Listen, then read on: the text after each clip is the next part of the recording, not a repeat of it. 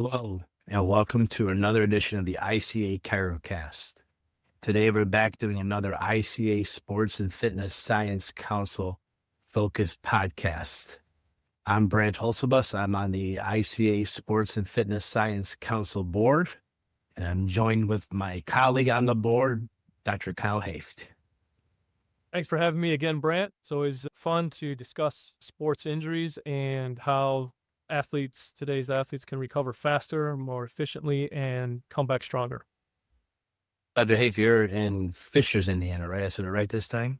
That's correct. Fishers, All Indiana. right. Yep, and I'm just one state over in Rockford, Illinois, and we both take care of a lot of athletes in our practices. Dr. Hoeft has a lot of individual athletes that come into your practice, and I take care of a couple pro teams. So kind of the same, kind of different. One of us has the athletes that come to our office, and I take my chiropractic to the locker room. But these things still hold up. And we did a couple of research reviews, and we had a lot of positive feedback from that. A lot of people like those. So we wanted to dive in a little bit more.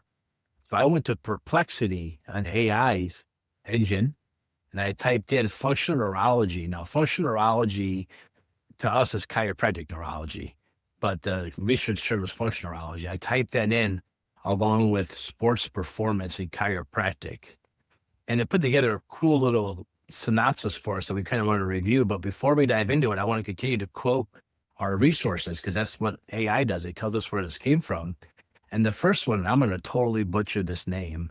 And this was from the neurophysiological effects of a single functional neurology intervention on the semicircular canals stimuli dysfunction from Behavioral Science, Volume 15, Section 3. This is a 2025 study. We also have one here from Mayer. This is a 2017 study titled The Unraveling Functional Neurology, a scoping review of theories and clinical applications and context of chiropractic manual therapy, which we call chiropractic adjustment, from Chiropractic and Manual Therapies, Volume 25. And last but not least, the lead author of the last one is Ray Mata. This is a 2025 again. It's a case report, the potential benefits of a single functional neurology intervention and athletic rehabilitative and recovery, a case study from the Frontiers of Sports and Active Living, Volume 6. So that was a mouthful. And we'll put some links, hopefully, wherever you're watching or listening to this. But we kind of came away with three big takeaways by using the AI engines and our own talking back and forth amongst each other on these. And the first one I'm going to dive into is the neuromuscular control and stimulant tolerance. Dr. Hoeft, you want to tell us what that means in English?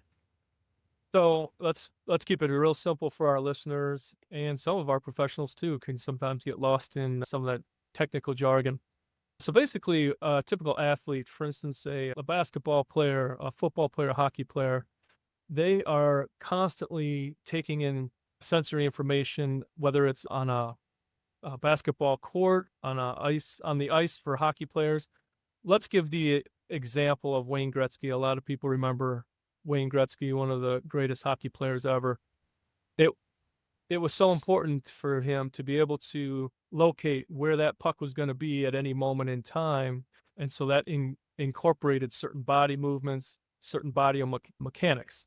And same thing with basketball, knowing where the alley-oop is going to be when Dwayne Wade is throwing an alley-oop to LeBron James, for instance. I think a lot of people remember that iconic picture. Those are all activities that can be good examples of what you're talking about. See an improvement in this, and the athletes like Mystique, chiropractic care of of those did not. You know, I said Wayne Gretzky, he said he wasn't the biggest, the fastest, or the strongest, but he always knew where the puck was going to be. So be able to process 10 skaters on the ice going in different directions, checking guy come and hit you, this and that, and have the foresight, the ocular vision to know which direction that puck was going while fans are cheering, lights are going off. It's pretty incredible when you stop to think about what it must be like. I play hockey with friends, but there's none of that stimulus going on. I'm sure you play basketball, but nothing like the New York Knicks at Madison Square Garden. Not for me either. So That's really neat to see. So if you're the athlete, you really want to have, I think we used to call it in football, downfield vision. I always talk about Barry Sanders, the Detroit Lions great. I know you're a Packer fan for some reason. I like the Bears, but we both can respect Barry Sanders and just being the way he was able to cut and move and do all that. We're seeing that the athletes under care do so much better. Absolutely. Yep. Barry Sanders is one great example. So let's talk about the second thing that came out of the article. We talked about acute recovery and load tolerance. There was quite a bit about that. You want to talk a little bit about the acute recovery and load tolerance? Yes. So chiropractic treatment or chiropractic care, right alongside, for instance, I would like to use the example of the AAU season that's upon us for basketball. A lot of my patients are athletes playing AAU basketball, and regular chiropractic care and treatment of these athletes that, sometimes they're playing 4 or 5 or more games in a weekend, including the tournaments and so forth. They're going to have aches and pains. They're going to have sprained ankles. They're going to have back spasms. They're going to have joint soreness and aches, and it's overuse. It's excessive pounding and overuse. Regular chiropractic care has been shown to help these athletes bounce back quicker that next morning, whether it be Monday morning at the practice that they got to go to or another sport even that they're going to. Very, very important, instrumental in keeping these athletes active and performing at a high level and staying on top of their game. Out of his vision that NFL football player on Monday morning. Yes. Takes them a half an hour to get out of bed, 20 minutes to get in their clothes, another hour to get into their car just to drive, versus the one that has the chiropractor. I think I saw a video on this with Kirk Cousins, where they did the show Quarterbacks. And they also had one with Emmitt Smith, a famous chiropractic patient, and how much better they did the next morning for getting adjusted. Absolutely. And we see more and more of that. I see that in my practice. I see, patients, for instance, track season as finalized recently in the last few weeks for high school. I've had numerous athletes come in to see me during the course of the season. Some of them never been treated before. They go and get an adjustment. The next meet, the very next competition, they're setting a record, a personal time that blows away what they did all season before or even in years past. Same thing with the jumpers for long jumpers. They're able to jump. Maybe it's just an inch, maybe it's 2 inches, maybe it's more. But we're seeing this more and more, and it just underscores the importance of regular chiropractic treatment and how effective it is in this situation. Stay in the game, to keep going week by week, not just for a game. We here at Rockford, not this week, but last weekend, we had the Ironman run where they swim, they bike, and they run. And then I had many athletes coming in as they were preparing for this. When I say athletes, people our age, a little older and younger, just people who wanted to see if they could do it, not professional athletes by any means. And on Tuesday, I had a whole bunch of them come in because I told them, why didn't you make an appointment for Tuesday? I said, why not Monday? I said, you might be resting on Monday. There's a good chance you're not going to want to do a lot. So we saw a whole bunch of them on Tuesday, and I was so impressed that they were walking normal. They weren't limping, they weren't sore, they weren't tired. And I told them that, getting adjusted before the event helps you heal after the event so you can actually now go back to real life. Absolutely. So, by the way, I'm competing next year in the Ironman because I found out that there's time. You have to hit certain time marks. And if you don't hit the time mark, you're automatically disqualified. So my plan is to compete in the Ironman, even though I probably won't finish because I probably won't make that first time mark, but I'll get the shirt and the little number tag in the photos. I love it. No, that's good. Just got to keep pushing. It's very important. Yeah, keep those bodies, joints, and move. All the movement, got to keep that movement. Let's jump into the last one, common explored modalities. Now, this is the one that kind of hit home for me. This is about the multisensory strategies designed with stimulant-specific neural pathways. Let me explain that in English. They talked about vestibular, when your ears and your balance and being able to keep your eyes level. We call that in chiropractic the righting reflex, where your eyes always stay level, along with your optical, making sure your eyes are going the right way, the optical reflex. And lastly, proprioceptive inputs. Now, Dr. Dan Murphy told me about proprioception being our sixth sense. Like right now, I know where my hand is because if you can see me, it's right in front of my face. I can see it clear as day. But if I put my hand behind my head, I know where my hand is, even though I can't see it, smell, or taste it. That's called proprioception.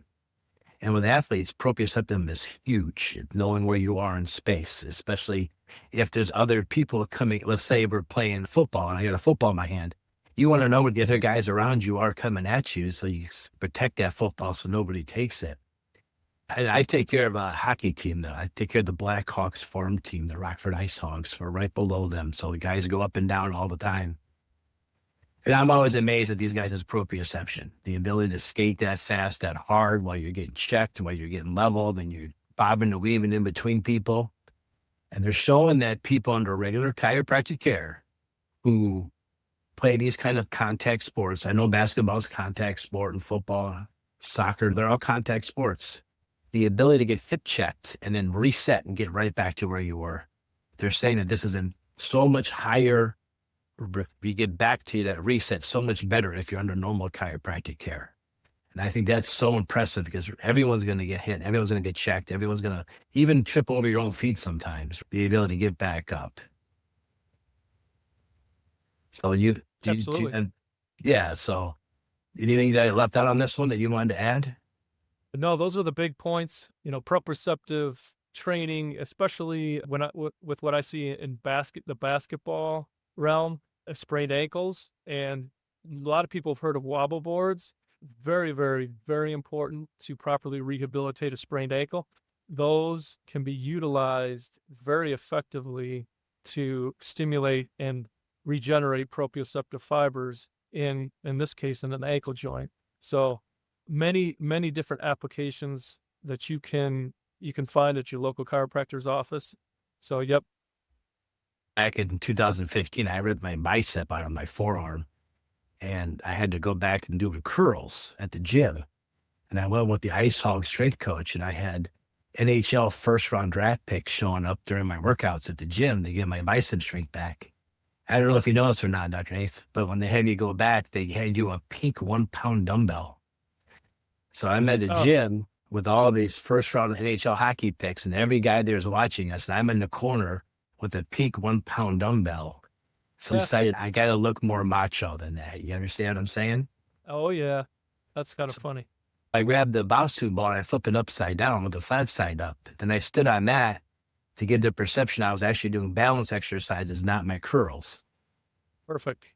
There you go. And I did my entire rehab that way. And I couldn't believe how much better my proprioception was afterwards. So what I like to do now is give a good C1, C2 adjustment, stimulate the midbrain, get the proprioceptive things firing, and then have the athlete play their sport on the wobble board. We will take a basketball hoop. Let's say the wobble board's 4 inches. We'll take that basketball hoop and raise it 4 inches, and we'll have them shoot free throws on the wobble board. So step 1, adjust the upper cervical. Step 2 is get them on the wobble board playing their sport. If you're a volleyball player, bounce the ball off the wall. If you're a soccer player, I guess you butt your head against the wall. It's kind of hard to kick the ball on the wobble board. But you find ways to incorporate that wobble board into training. It's been incredible. Yep. Yeah, that's many different applications. That's another good example. We see this in our office on a regular basis as well. You can tell when somebody has an upper cervical subluxation because you just see that their coordination's gone. And getting that upper cervical adjustment, you see it come right back. That's pretty cool. So if you're an athlete suffering from these things, go find yourself a good sports chiropractor. And if you're a chiropractor, you want to become a better sports chiropractor, that's what our council's about. We're putting together a big thing and keep the last weekend of July 2027 open on your schedule. We're going to sit down with you and teach you the basics of how to be a good sports chiropractor. Working with our Dr. Hoeft, myself, we have Dr. Kevin Jackson's going to be working upper cervical stuff after a head injury for subconcussive stuff, how to do sideline assessments right there. And then Dr. Todd McDougall and Dr. Ray are going to teach us a lot about taking care of strength athletes, the different techniques you want to use when you're using a strength athlete versus, let's say, somebody doing the rodeo. And we got Dr. John Stuckey. He takes care of PGA golfers and the rodeo, kind of a weird combination there. So we hope all of you can join us. Dr. Hayes, do you have anything you want to add to this before we wrap this up? No, I think that sums it up very nicely. And thanks again for having me on to discuss more benefits of chiropractic care for our athletes. Yeah, I think we're getting a good positive review on these research papers. So if you have a research paper that you've seen about chiropractic in sports, feel free to share it with us because we'd like to go over that with you, maybe even have you join us if you're watching this. So wherever you're watching or listening, make sure you like and subscribe, and you can always find more information at chiropractic.org about us. Other than that, everybody, let's keep those athletes moving because there's nothing better to promote chiropractic than through our athletes. Absolutely. See everyone next time. See you later.